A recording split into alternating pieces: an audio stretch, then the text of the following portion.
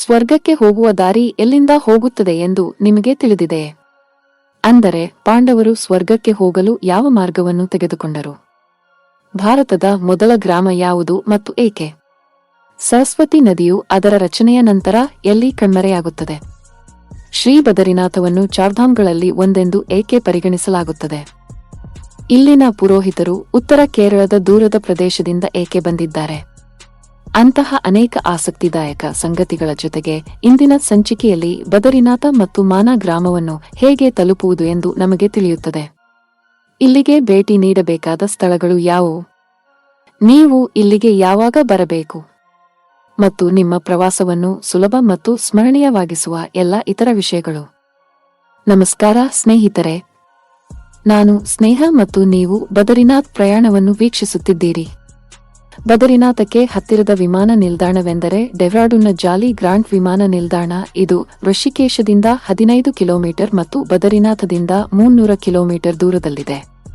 ನೀವು ಇಲ್ಲಿಗೆ ತಲುಪಿದ ನಂತರ ನಿಮ್ಮ ಪ್ರಯಾಣವು ತುಂಬಾ ಸುಲಭವಾಗುತ್ತದೆ. ಹತ್ತಿರದ ರೈಲು ನಿಲ್ದಾಣವು ಋಷಿಕೇಶದಲ್ಲಿ 290 ಕಿಲೋಮೀಟರ್ ದೂರದಲ್ಲಿದೆ. ಅಲ್ಲಿ ನೀವು ದೇಶದ ವಿವಿಧ ಭಾಗಗಳಿಂದ 12 ನೇರ ರೈಲುಗಳನ್ನು ಪಡೆಯುತ್ತೀರಿ ಮತ್ತು 24 ಕಿಲೋಮೀಟರ್ ದೂರದಲ್ಲಿರುವ ಹರಿದ್ವಾರಕ್ಕೆ ನೀವು ವಿವಿಧ ಸ್ಥಳಗಳಿಂದ 41 ನೇರ ರೈಲುಗಳನ್ನು ಪಡೆಯುತ್ತೀರಿ. ರಸ್ತೆ ಜಾಲದ ಮೂಲಕ ಬದರಿನಾಥ್, ಹರಿದ್ವಾರ, ಋಷಿಕೇಶ, ದೇವಪ್ರಯಾಗ, ಕರ್ಣಪ್ರಯಾಗ, ಉಖಿಮಠ, ಶ್ರೀನಗರ ಮತ್ತು ಚಮೋಲಿಯಂತಹ ಸ್ಥಳಗಳೊಂದಿಗೆ ಉತ್ತಮ ಸಂಪರ್ಕ ಹೊಂದಿದೆ. ಈ ಮಾರ್ಗದಲ್ಲಿ ಬಸ್ಗಳು ಮತ್ತು ಟ್ಯಾಕ್ಸಿಗಳು ಹಗಲಿನಲ್ಲಿ ಮುಂಜಾನೆ ಮಾತ್ರ ಕಾರ್ಯನಿರ್ವಹಿಸುತ್ತವೆ. ಆದ್ದರಿಂದ ಅದಕ್ಕೆ ಅನುಗುಣವಾಗಿ ಯೋಜಿಸಿ. ಉದಾಹರಣೆಗೆ, ನಾವು ಋಷಿಕೇಶದ ಬಗ್ಗೆ ಮಾತನಾಡಿದರೆ ಇಲ್ಲಿಂದ ಬಸ್ಗಳು ಬೆಳಿಗ್ಗೆ 4 ರಿಂದ ಬೆಳಿಗ್ಗೆ 6:30 ಮಾತ್ರ ಲಭ್ಯವಿದೆ. ದರ ರೂಪಾಯಿ 600 ರಿಂದ ಪ್ರಾರಂಭವಾಗುತ್ತದೆ. ಕೆಲವು ಬಸ್ಗಳು ಆನ್ಲೈನ್ನಲ್ಲಿ ಸಹ ತೋರಿಸುವುದಿಲ್ಲ, ಆದ್ದರಿಂದ ಅದನ್ನು ನೆನಪಿನಲ್ಲಿಡಿ. ಮತ್ತು ಹೌದು, ನೀವು ಬದರಿನಾಥಕ್ಕೆ ಹೋಗುವ ದಿನ, ಅದರ ಹಿಂದಿನ ದಿನ ಆನ್ಲೈನ್ ಅಥವಾ ಆಫ್ಲೈನ್ನಲ್ಲಿ ಟಿಕೆಟ್ ತೆಗೆದುಕೊಳ್ಳಿ. ಹಂಚಿಕೆಯ ಟ್ಯಾಕ್ಸಿಗಳಲ್ಲಿ ಋಷಿಕೇಶದಿಂದ ಬದರಿನಾಥಕ್ಕೆ ಟಿಕೆಟ್ ಬೆಲೆ ರೂಪಾಯಿ 600 ರಿಂದ ರೂಪಾಯಿ 700 ಇರುತ್ತದೆ. ನಾವು ಮಾನಾದ ಬಗ್ಗೆ ಮಾತನಾಡಿದರೆ ಬದರಿನಾಥದಿಂದ ಇಲ್ಲಿಗೆ ದೂರ ಕೇವಲ 4 ಕಿಲೋಮೀಟರ್. ಹಂಚಿಕೆಯ ಟ್ಯಾಕ್ಸಿಗಳು ಎಲ್ಲಾ ಸಮಯದಲ್ಲೂ ಲಭ್ಯವಿದೆ. ಅಲ್ಲಿ ಅವರು ಪ್ರತಿ ಸೀಟಿಗೆ 50 ರೂಪಾಯಿ. ಬದರಿನಾಥ ದೇವಾಲಯವು ವರ್ಷಕ್ಕೆ ಸುಮಾರು 6 ತಿಂಗಳು ತೆರೆದಿರುತ್ತದೆ. ಉಳಿದ 6 ತಿಂಗಳುಗಳು ತೀವ್ರ ಶೀತ ಮತ್ತು ಭಾರೀ ಹಿಮಪಾತದಿಂದಾಗಿ ದೇವಾಲಯವನ್ನು ಮುಚ್ಚಲಾಗುತ್ತದೆ. ನೀವು ಏಪ್ರಿಲ್ ಕೊನೆಯ ವಾರದಿಂದ ಅಥವಾ ಮೇ ಮೊದಲ ವಾರದಿಂದ ನವೆಂಬರ್ ಮಧ್ಯದವರೆಗೆ ಇಲ್ಲಿಗೆ ಬರಬಹುದು. ಅವುಗಳಲ್ಲಿ ಮೇ, ಜೂನ್, ಸೆಪ್ಟೆಂಬರ್ ಮತ್ತು ಅಕ್ಟೋಬರ್ ತಿಂಗಳುಗಳನ್ನು ಇಲ್ಲಿಗೆ ಬರಲು ಉತ್ತಮ ಸಮಯವೆಂದು ಪರಿಗಣಿಸಲಾಗುತ್ತದೆ. ಆದರೆ ಜುಲೈ ಮತ್ತು ಆಗಸ್ಟ್ ತಿಂಗಳುಗಳನ್ನು ತೀವ್ರ ಮಳೆ ಮತ್ತು ಭೂಕುಸಿತದ ಅಪಾಯದಿಂದಾಗಿ ಆಫ್ ಸೀಸನ್ ಎಂದು ಪರಿಗಣಿಸಲಾಗುತ್ತದೆ. ಟಿಕೆಟ್ ಕಾಯ್ದಿರಿಸುವ ಮೊದಲು ನೀವು 2 ದಿನಾಂಕಗಳಿಗೆ ಗಮನ ಕೊಡಬೇಕಾಗುತ್ತದೆ. ಉದಾಹರಣೆಗೆ, ಬಸಂತ್ ಪಂಚಮಿ ದೇವಾಲಯದ ಉದ್ಘಾಟನೆಯ ದಿನಾಂಕವನ್ನು ಘೋಷಿಸಲಾಗುತ್ತದೆ ಮತ್ತು ವಿಜಯದಶಮಿ ದೇವಾಲಯದ ಮುಚ್ಚುವಿಕೆಯ ದಿನಾಂಕವನ್ನು ನಿರ್ಧರಿಸಲಾಗುತ್ತದೆ. ಋಷಿಕೇಶದಿಂದ ಬದರಿನಾಥಕ್ಕೆ ದೂರ 290 ಕಿಲೋಮೀಟರ್ ಮತ್ತು ದಾರಿಯಲ್ಲಿ ನೋಡಲು ಹಲವು ಸ್ಥಳಗಳಿವೆ. ನೀವು ಸ್ವಯಂ ಚಾಲನೆ ಅಥವಾ ಸವಾರಿ ಮಾಡುತ್ತಿದ್ದರೆ ನೀವು ಅಲ್ಲಿ ನಿಲ್ಲಿಸಬಹುದು. ಆದರೆ ನೀವು ಬಸ್ ಅಥವಾ ಹಂಚಿಕೆಯ ಟ್ಯಾಕ್ಸಿಯಲ್ಲಿ ಹೋಗುತ್ತಿದ್ದರೆ ನಿಮಗೆ ಊಟ ಮತ್ತು ಶೌಚಾಲಯ ವಿರಾಮ ಮಾತ್ರ ಸಿಗುತ್ತದೆ. ಹೇಗಾದರೂ ಆ ಸ್ಥಳಗಳಲ್ಲಿ ಒಂದು ದೇವಪ್ರಯಾಗ, ಅಲ್ಲಿ ಭಾಗೀರಥಿ ನದಿ ಮತ್ತು ಅಲಕನಂದಾ ನದಿಯ ಸಂಗಮ ಸ್ಥಳವಿದೆ ಮತ್ತು ನಂತರ ಅವುಗಳನ್ನು ಗಂಗಾ ನದಿ ಎಂದು ಕರೆಯಲಾಗುತ್ತದೆ. ನಂತರ ದಾರಿ ದೇವಿ ದೇವಾಲಯವಿದೆ. 2013ರ ಕೇದಾರನಾಥ ಪ್ರವಾಹವು ದಾರಿ ದೇವಿಯ ವಿಗ್ರಹವನ್ನು ಅದರ ಮೂಲ ಸ್ಥಳದಿಂದ ತೆಗೆದುಹಾಕಿದ್ದರಿಂದ ಉಂಟಾಗಿದೆ ಎಂದು ಹೇಳಲಾಗುತ್ತದೆ.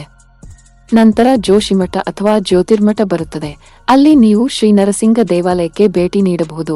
ಇದು ಭಗವಾನ್ ಬದ್ರಿ ವಿಶಾಲನ 2 ಚಳಿಗಾಲದ ನಿವಾಸಗಳಲ್ಲಿ ಒಂದಾಗಿದೆ. ಈ ದೇವಾಲಯದ ಬಗ್ಗೆ ನಾವು ಈ ಸಂಚಿಕೆಯಲ್ಲಿ ನಂತರ ಮಾತನಾಡುತ್ತೇವೆ. ಮತ್ತು ವಿಶೇಷ ಸ್ಥಳಗಳಲ್ಲಿ ಒಂದು ಹನುಮಾನ್ ಚಟ್ಟಿ, ಅಲ್ಲಿ ಭೀಮ ಮತ್ತು ಹನುಮಾನ್ಜಿ ನಡುವಿನ ಸಂಭಾಷಣೆ ನಡೆಯಿತು. ನಂತರ ಪಾಂಡವರ ತಂದೆ ರಾಜ ಪಾಂಡು ತನ್ನ ಪತ್ನಿಯರೊಂದಿಗೆ ತಂಗುತ್ತಿದ್ದ ಪಾಂಡುಕೇಶ್ವರ ಮತ್ತು ಭಗವಾನ್ ಬದ್ರಿನಾಥನ 2ನೇ ಚಳಿಗಾಲದ ನಿವಾಸವಾದ ಯೋಗ ಧ್ಯಾನ್ ಬದ್ರಿ ದೇವಾಲಯವಿದೆ. ಈ ರಸ್ತೆಯಲ್ಲಿ ಅಂತಹ ಪ್ರಾಮುಖ್ಯತೆಯನ್ನು ಹೊಂದಿರುವ ಅನೇಕ ಸ್ಥಳಗಳಿವೆ. ಅದನ್ನು ನೀವು ಎಷ್ಟು ಸಮಯವನ್ನು ಹೊಂದಿದ್ದೀರಿ ಎಂಬುದರ ಪ್ರಕಾರ ನೋಡಬಹುದು. ನೀವು ಬಸ್ ಅಥವಾ ಹಂಚಿಕೆಯ ಟ್ಯಾಕ್ಸಿಯಲ್ಲಿ ಹೋಗುತ್ತಿದ್ದರೆ ನೀವು ಸಂಜೆ 4 ರಿಂದ ಸಂಜೆ 6 ನಡುವೆ ಸುಲಭವಾಗಿ ಬದ್ರಿನಾಥವನ್ನು ತಲುಪಬಹುದು. ಇದು ಬದರಿನಾಥ ಧಾಮವನ್ನು ತಲುಪುವ ಉತ್ಸಾಹವೋ ಅಥವಾ ಇನ್ನೇನೋ ಗೊತ್ತಿಲ್ಲ. ಆದರೆ ಕೊನೆಯ 20 ಮತ್ತು 25 ಕಿಲೋಮೀಟರ್ ರಸ್ತೆ ಮೊದಲಿಗಿಂತ ಹೆಚ್ಚು ಸುಂದರವಾಗಿ ಕಾಣುತ್ತದೆ. ಮತ್ತು ಅಂತಿಮವಾಗಿ ಆ ಕ್ಷಣ ಬಂದಿದೆ. ಭೂ ವೈಕುಂಠ ಅಂದರೆ ಭೂಮಿಯ ಮೇಲಿನ ವೈಕುಂಠ ಎಂದು ಕರೆಯಲ್ಪಡುವ ಬದರಿನಾಥ ಧಾಮದ ಮೊದಲ ನೋಟ ಕಾಣಬಹುದು. ಜೈ ಬದರಿ, ವಿಶಾಲ್ ಬದರಿನಾಥದ ಬಗ್ಗೆ ಅನೇಕ ದಂತಕಥೆಗಳು ಕಥೆಗಳಿವೆ. ಭಗವಾನ್ ವಿಷ್ಣು ಸಾವಿರಾರು ವರ್ಷಗಳಿಂದ ಇಲ್ಲಿ ಧ್ಯಾನ ಮಾಡಿದ್ದನೆಂದು ನಂಬಲಾಗಿದೆ. ಹಿಮಾಲಯದಲ್ಲಿ ಹವಾಮಾನ ಎಷ್ಟು ಕಠಿಣವಾಗಿರುತ್ತದೆ ಎಂಬುದು ಎಲ್ಲರಿಗೂ ತಿಳಿದಿರಬಹುದು. ಅಂತಹ ಕೆಟ್ಟ ಹವಾಮಾನ ಮತ್ತು ಹಿಮಭರಿತ ಗಾಳಿಯಿಂದ ಭಗವಾನ್ ವಿಷ್ಣುವನ್ನು ಸುರಕ್ಷಿತವಾಗಿಡಲು ಲಕ್ಷ್ಮೀ ದೇವಿಯು ಬದರಿ ಮರದ ರೂಪವನ್ನು ತೆಗೆದುಕೊಂಡಳು, ಅಂದರೆ ಹಲಸಿನ ಮರದ ರೂಪವನ್ನು ತೆಗೆದುಕೊಂಡಳು. ತಾಯಿಯ ಈ ದಯೆ ಮತ್ತು ಭಕ್ತಿಯನ್ನು ನೋಡಿ ವಿಷ್ಣು ತುಂಬಾ ಸಂತೋಷಪಟ್ಟನು ಮತ್ತು ನಂತರ ಈ ಸ್ಥಳಕ್ಕೆ ಬದರಿಕ ಆಶ್ರಮ ಅಥವಾ ಬದರಿನಾಥ ಎಂದು ಹೆಸರಿಸಿದನು. ಹಿಂದೆ ಈ ಸ್ಥಳದಲ್ಲಿ ಬಹಳಷ್ಟು ಬದರಿ ಮರಗಳು ಅಂದರೆ ಹಲಸಿನ ಮರವಿತ್ತು. ಮತ್ತು ಇನ್ನೊಂದು ನಂಬಿಕೆಯ ಪ್ರಕಾರ ಶಿವನು ಇಲ್ಲಿ ಮಾ ಪಾರ್ವತಿಯೊಂದಿಗೆ ವಾಸಿಸುತ್ತಿದ್ದನು. ಆದರೆ ವಿಷ್ಣುವು ಒಂದು ಮೋಜಿನ ರೀತಿಯಲ್ಲಿ ಮೋಸ ಮಾಡಿ ಚಿಕ್ಕ ಮಗುವಿನ ರೂಪವನ್ನು ಧರಿಸಿ ಒಂದು ದಿನ ಅವರ ಬಾಗಿಲಿನ ಮುಂದೆ ಕಾಣಿಸಿಕೊಂಡನು. ಅದು ಸಹ ಅಳುತ್ತಾ. ಶಿವನ ನಿರಾಕರಣೆಯ ಹೊರತಾಗಿಯೂ ತಾಯಿ ಪಾರ್ವತಿ ಮಗುವನ್ನು ಶಾಂತಗೊಳಿಸಿ ಒಳಗೆ ಮಲಗಿಸಿದಳು. ನಂತರ ಇಬ್ಬರೂ ಸಂಜೆಯ ನಡಿಗೆಯ ನಂತರ ಮನೆಗೆ ಹಿಂದಿರುಗಿದಾಗ ಬಾಗಿಲು ಒಳಗಿನಿಂದ ಮುಚ್ಚಿರುವುದನ್ನು ಅವರು ಕಂಡುಕೊಂಡರು. ಅದರ ನಂತರ ಶಿವನು ಕೇದಾರನಾಥಕ್ಕೆ ಹೋಗಬೇಕಾಯಿತು. ಆದರೆ ವಿಷ್ಣುವು ಈ ಸ್ಥಳವನ್ನು ತನ್ನ ಶಾಶ್ವತ ವಾಸಸ್ಥಾನವನ್ನಾಗಿ ಮಾಡಿಕೊಂಡನು ಎಂದು ಹೇಳಲಾಗುತ್ತದೆ. ಬದರಿನಾಥ ದೇವಾಲಯದ ವಾಸ್ತುಶಿಲ್ಪದ ಬಗ್ಗೆ ನಾವು ಮಾತನಾಡಿದರೆ, ಇದು ಸಂಪೂರ್ಣವಾಗಿ ಸಾಂಪ್ರದಾಯಿಕ ಗರ್ವಾಲಿ ಶೈಲಿಯಾಗಿದ್ದು, ಇದು ಬಹಳಷ್ಟು ಕಲ್ಲುಗಳು ಮತ್ತು ಮರವನ್ನು ಬಳಸುತ್ತದೆ. ಪ್ರವೇಶದ್ವಾರದ ಬಣ್ಣ ಎಷ್ಟು ರೋಮಾಂಚಕವಾಗಿದೆ ಎಂಬುದನ್ನು ನೀವು ನೋಡಬಹುದು. ದೇವಾಲಯವನ್ನು 3 ಭಾಗಗಳಾಗಿ ವಿಂಗಡಿಸಲಾಗಿದೆ. ಉದಾಹರಣೆಗೆ, ಭಕ್ತರು ದರ್ಶನ ಪಡೆಯುವ ಸಭಾ ಮಂಟಪ, ಎಲ್ಲಾ ಆಚರಣೆಗಳನ್ನು ಮಾಡುವ ದರ್ಶನ ಮಂಟಪ ಮತ್ತು ಗರ್ಭಗೃಹ. ಗರ್ಭಗೃಹದಲ್ಲಿ ನೀವು ಭಗವಾನ್ ಬದರಿನಾಥನನ್ನು ಕಪ್ಪು ಸಾಲಿಗ್ರಾಮವಾಗಿ ನೋಡುತ್ತೀರಿ. ಅವನು ಇಲ್ಲಿ ಧ್ಯಾನಸ್ಥ ಸ್ಥಾನಗಳಲ್ಲಿ ಕಾಣಿಸಿಕೊಳ್ಳುತ್ತಾನೆ. ಈ ವಿಗ್ರಹವನ್ನು ಯಾವುದೇ ಮನುಷ್ಯರು ಮಾಡಿಲ್ಲ ಎಂದು ಹೇಳಲಾಗುತ್ತದೆ. ಆದರೆ ಇದು ಸ್ವಯಂ ವ್ಯಕ್ತವಾದ ವಿಗ್ರಹವಾಗಿದ್ದು, ಇದನ್ನು ಆದಿ ಶಂಕರಾಚಾರ್ಯರು ಹತ್ತಿರದಲ್ಲಿ ಹರಿಯುವ ಅಲಕನಂದಾ ನದಿಯಿಂದ ಕಂಡುಕೊಂಡರು. ಬದರಿನಾಥ ಜಿ ಅವರನ್ನು ಹೊರತುಪಡಿಸಿ ಸಂಪತ್ತಿನ ದೇವರು ಕುಬೇರ, ಮಹರ್ಷಿ ನಾರದ, ಉದ್ಧವ್ ಜಿ ಅವರು ಶ್ರೀಕೃಷ್ಣನ ಸ್ನೇಹಿತರು ಮತ್ತು ರಕ್ಷಕರಾಗಿದ್ದರು. ಅವರ ವಿಗ್ರಹಗಳನ್ನು ನೀವು ನೋಡಬಹುದು. ಮತ್ತು ವಿಷ್ಣುವಿನ ಭಾಗವೆಂದು ಪರಿಗಣಿಸಲಾದ ನರ ಮತ್ತು ನಾರಾಯಣ ಋಷಿಗಳು. ದೇವಾಲಯದ ಪ್ರದೇಶದಲ್ಲಿ ನೀವು ಹನುಮಾನ್ ಜಿ, ಮಹಾಲಕ್ಷ್ಮಿ, ವಿಷ್ಣುವಿನ ವಾಹನವಾದ ಗರುಡ, ಗಣೇಶ ಜಿ, ಕ್ಷೇತ್ರಪಾಲ ಘಂಟಾಕರ್ಣ ಮತ್ತು ಆದಿ ಶಂಕರಾಚಾರ್ಯ ಜಿ ಅವರನ್ನು ಸಹ ನೋಡಬಹುದು. ಬದರಿನಾಥವನ್ನು ಭಾರತದ 4 ಧಾಮಗಳಲ್ಲಿ ಒಂದೆಂದು ಪರಿಗಣಿಸಲಾಗಿದೆ. ಉಳಿದ 3 ಪುರಿ ಅಲ್ಲಿ ಶ್ರೀ ಜಗನ್ನಾಥ ಜಿ ಅವರನ್ನು ಹಿರಿಯ ಸಹೋದರ ಬಾಲಭದ್ರ ಮತ್ತು ಸಹೋದರಿ ಸುಭದ್ರ ಅವರೊಂದಿಗೆ ಪೂಜಿಸಲಾಗುತ್ತದೆ. ರಾಮೇಶ್ವರಂ ಅಲ್ಲಿ ಶಿವನನ್ನು ರಾಮನಾಥ ಸ್ವಾಮಿ ಲಿಂಗವಾಗಿ ಪೂಜಿಸಲಾಗುತ್ತದೆ ಮತ್ತು ದ್ವಾರಕಾಧೀಶ ದೇವಾಲಯದಲ್ಲಿ ಕೃಷ್ಣನನ್ನು ಪೂಜಿಸಲಾಗುತ್ತದೆ. 8ನೇ ಶತಮಾನದಲ್ಲಿ ಅದ್ವೈತ ವೇದಾಂತವನ್ನು ಸ್ಥಾಪಿಸಿದ ಮತ್ತು ಮಹಾನ್ ತತ್ವಜ್ಞಾನಿ, ಶಿಕ್ಷಕ, ಸಂತ ಮತ್ತು ಗುರುಗಳಾಗಿದ್ದ ಆದಿ ಶಂಕರಾಚಾರ್ಯರು ಹಿಂದೂ ಸಂಪ್ರದಾಯದ ವಿಭಿನ್ನ ಮತ್ತು ಆಗಾಗ್ಗೆ ವಿರುದ್ಧವಾದ ಅಂಶಗಳ ನಡುವೆ ಏಕತೆಯನ್ನು ತರಲು ಉತ್ತರದಲ್ಲಿ ಬದರಿನಾಥ ಸೇರಿದಂತೆ ಭಾರತದ ಉತ್ತರ, ದಕ್ಷಿಣ, ಪೂರ್ವ ಮತ್ತು ಪಶ್ಚಿಮದಲ್ಲಿ 4 ಪೀಠಗಳು ಅಥವಾ ಮಠಗಳನ್ನು ಸ್ಥಾಪಿಸಿದರು. ಈ 4 ಸ್ಥಳಗಳಿಗೆ ಭೇಟಿ ನೀಡುವುದರಿಂದ ನೀವು ಜ್ಞಾನೋದಯ ಪಡೆಯಬಹುದು ಎಂದು ಅವರು ನಂಬಿದ್ದರು, ಏಕೆಂದರೆ ನಮ್ಮ ಧರ್ಮಗ್ರಂಥಗಳ ಬಗ್ಗೆ ತಿಳಿದುಕೊಳ್ಳುವುದರಿಂದ ದೇವತೆಗಳಿಗೆ ಸಂಬಂಧಿಸಿದ ಕಥೆಗಳು, ಪ್ರಾಚೀನ ಸಂಸ್ಕೃತಿ, ವಿಭಿನ್ನ ಆಚರಣೆಗಳು ಮತ್ತು ದೇವಾಲಯದ ಪುರೋಹಿತರು ಮತ್ತು ಹತ್ತಿರದಲ್ಲಿ ವಾಸಿಸುವ ಜನರೊಂದಿಗೆ ಸಂಪರ್ಕ ಸಾಧಿಸುವ ಅವಕಾಶ ನಿಮಗೆ ಸಿಗುತ್ತದೆ.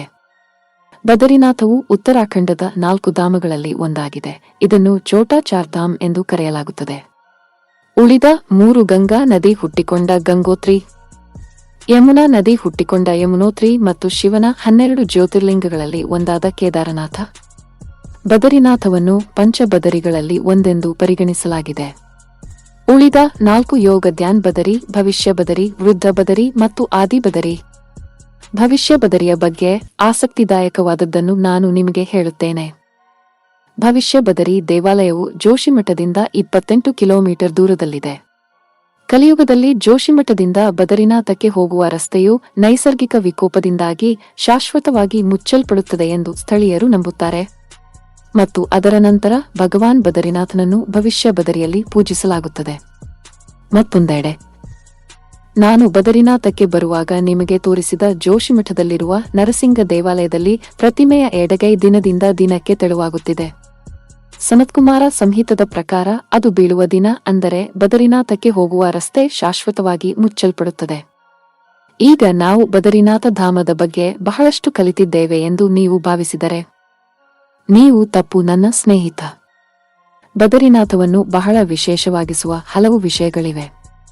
ಇಲ್ಲಿ 6 ತಿಂಗಳು ವಿಷ್ಣುವನ್ನು ಮನುಷ್ಯರು ಪೂಜಿಸುತ್ತಾರೆ. ಆದ್ದರಿಂದ ಚಳಿಗಾಲದ 6 ತಿಂಗಳು ಭಗವಾನ್ ವಿಷ್ಣುವನ್ನು ದೇವರ್ಷಿ ನಾರದಜಿ ಪೂಜಿಸುತ್ತಾರೆ.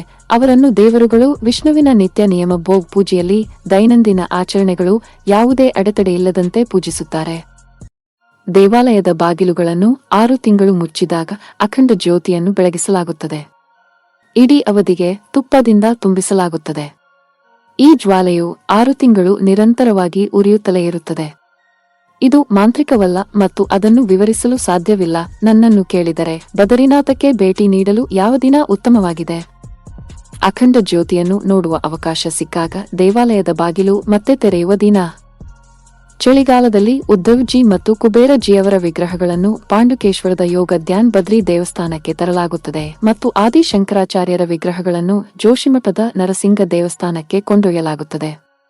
ನವೆಂಬರ್ 2ನೇ ವಾರದಿಂದ ಏಪ್ರಿಲ್ ಕೊನೆಯ ವಾರದವರೆಗೆ ನೀವು ಬದರಿನಾಥಕ್ಕೆ ಭೇಟಿ ನೀಡಲು ಸಾಧ್ಯವಾಗದಿದ್ದರೆ ನೀವು ಜೋಶಿಮಠದ ನರಸಿಂಗ ದೇವಸ್ಥಾನ ಅಥವಾ ಪಾಂಡುಕೇಶ್ವರದ ಯೋಗ ಧ್ಯಾನ್ ಬದ್ರಿ ದೇವಸ್ಥಾನಕ್ಕೆ ಹೋಗಿ ಬದರಿನಾಥದಲ್ಲಿ ಬದರಿನಾಥ ಜಿಯ ದರ್ಶನ ಪಡೆಯುವ ಪ್ರಯೋಜನವನ್ನು ಪಡೆಯಬಹುದು.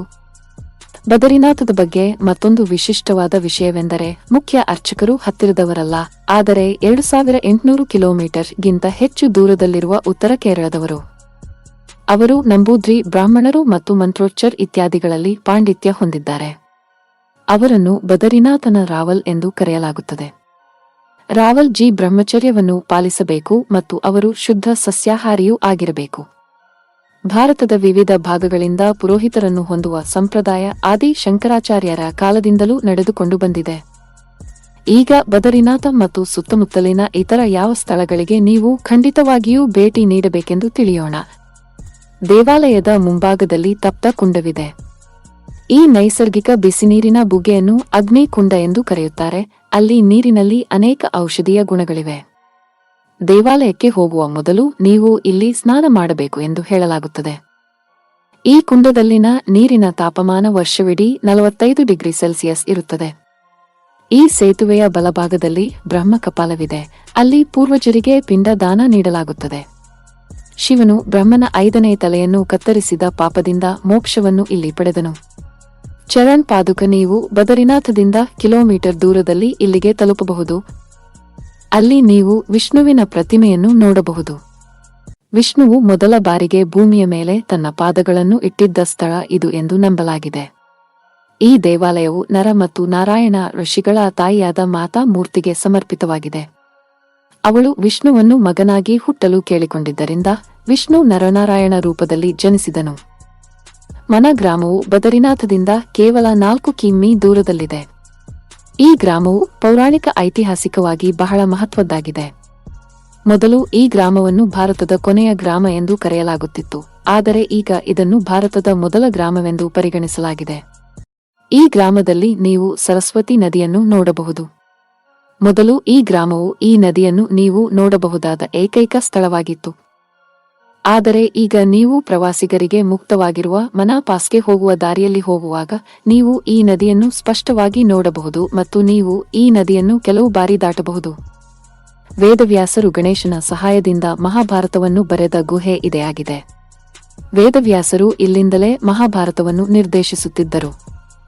ಆದ್ದರಿಂದ ಗಣೇಶನು 200 ಮೀಟರ್ ದೂರದಲ್ಲಿರುವ ಮತ್ತೊಂದು ಗುಹೆಯಲ್ಲಿ ಕುಳಿತು ಅದನ್ನು ಬರೆಯುತ್ತಿದ್ದನು. ಪಾಂಡವರು ಪ್ರವಾಹದಿಂದ ಹರಿಯುವ ಸರಸ್ವತಿ ನದಿಯನ್ನು ದಾಟಲು ಭೀಮನು ಈ ಬೃಹತ್ ಕಲ್ಲನ್ನು ಇಲ್ಲಿ ಇರಿಸಿದ್ದನು. ಇವೆಲ್ಲವೂ ಭೀಮನ ಬೆರಳುಗಳ ಗುರುತುಗಳು ಎಂದು ನಂಬಲಾಗಿದೆ. ಪಾಂಡವರು ಸ್ವರ್ಗದ ಕಡೆಗೆ ಪ್ರಯಾಣಿಸಿದ ಮಾರ್ಗವೂ ಇದಾಗಿದೆ. ಈ ಮಾರ್ಗವನ್ನು ಅನುಸರಿಸುವ ಮೂಲಕ ನೀವು ವಸುಧಾರ ಜಲಪಾತವನ್ನು ತಲುಪಬಹುದು. ಈ ಸ್ಥಳವನ್ನು ಬದರಿನಾಥ ದೇವಾಲಯದಿಂದ ಸುಮಾರು 1/2 ಕಿಲೋಮೀಟರ್ ದೂರದಲ್ಲಿರುವ ಭಗವಾನ್ ಬದರಿನಾರಾಯಣನ ಜನ್ಮಸ್ಥಳವೆಂದು ಪರಿಗಣಿಸಲಾಗಿದೆ. ಇದರ ಜೊತೆಗೆ ನೀವು ಬದರಿನಾಥ ಗ್ರಾಮದಲ್ಲಿ ನಡೆದುಕೊಂಡು ಹೋಗಬಹುದು. ಬದರಿನಾಥದ ಸುತ್ತಮುತ್ತಲಿನ ಭೇಟಿ ನೀಡುವ ಸ್ಥಳಗಳ ಬಗ್ಗೆ ಮಾತನಾಡಿದರೆ ಅವು ಹೂವುಗಳ ಕಣಿವೆ, ಹೇಮಕುಂಡ್ ಸಾಹಿಬ್ ಮತ್ತು ಓಲಿ. ಇಲ್ಲಿನ ಹೋಟೆಲ್ಗಳ ದರಗಳು ಆನ್ಲೈನ್ನಲ್ಲಿ ₹1,000ರಿಂದ ಪ್ರಾರಂಭವಾಗುತ್ತವೆ. ಆದರೆ ನಾನು ಬಸ್ ನಿಲ್ದಾಣದ ಮುಂದೆಯೇ ₹600ಕ್ಕೆ ಆಫ್ಲೈನ್ನಲ್ಲಿ ಕೊಠಡಿಯನ್ನು ಬುಕ್ ಮಾಡಿದ್ದೆ. ನೀವು ಇಲ್ಲಿ ಅನೇಕ ಆಶ್ರಮಗಳನ್ನು ಕಾಣಬಹುದು. ನಾವು ಆಹಾರದ ಬಗ್ಗೆ ಮಾತನಾಡಿದರೆ ಪೂರ್ವ, ಪಶ್ಚಿಮ, ಉತ್ತರ ಮತ್ತು ದಕ್ಷಿಣ ಭಾರತೀಯ ಸಸ್ಯಾಹಾರಿ ಆಹಾರವನ್ನು ಪಡೆಯುವ ಪ್ರತಿಯೊಂದು ಶ್ರೇಣಿಯ ರೆಸ್ಟೋರೆಂಟ್ಗಳಿವೆ. ಸರ್ದೇಶ್ವರಿ ಒಂದು ಉತ್ತಮ ರೆಸ್ಟೋರೆಂಟ್. ಅಲ್ಲಿ ನಾನು ಆಹಾರವನ್ನು ಪ್ರಯತ್ನಿಸಿದೆ. ಸ್ನೇಹಿತರೆ, ಈ ಸಂಚಿಕೆಯನ್ನು ಇಲ್ಲಿಯೇ ಇಡೋಣ. ವೀಕ್ಷಿಸಿದ್ದಕ್ಕಾಗಿ ತುಂಬಾ ಧನ್ಯವಾದಗಳು. ಈ ವಿಡಿಯೋದಲ್ಲಿ ಹೇಳದ ಯಾವುದನ್ನಾದರೂ ನೀವು ತಿಳಿದುಕೊಳ್ಳಲು ಬಯಸಿದರೆ ದಯವಿಟ್ಟು ಕಾಮೆಂಟ್ ಮಾಡಿ ಮತ್ತು ಕೇಳಿ. ಶೀಘ್ರದಲ್ಲೇ ಭೇಟಿಯಾಗೋಣ. ಅಲ್ಲಿಯವರೆಗೆ ಬೈ. ಜಾಗರೂಕರಾಗಿರಿ ಮತ್ತು ಪ್ರಯಾಣವನ್ನು ಮುಂದುವರಿಸಿ.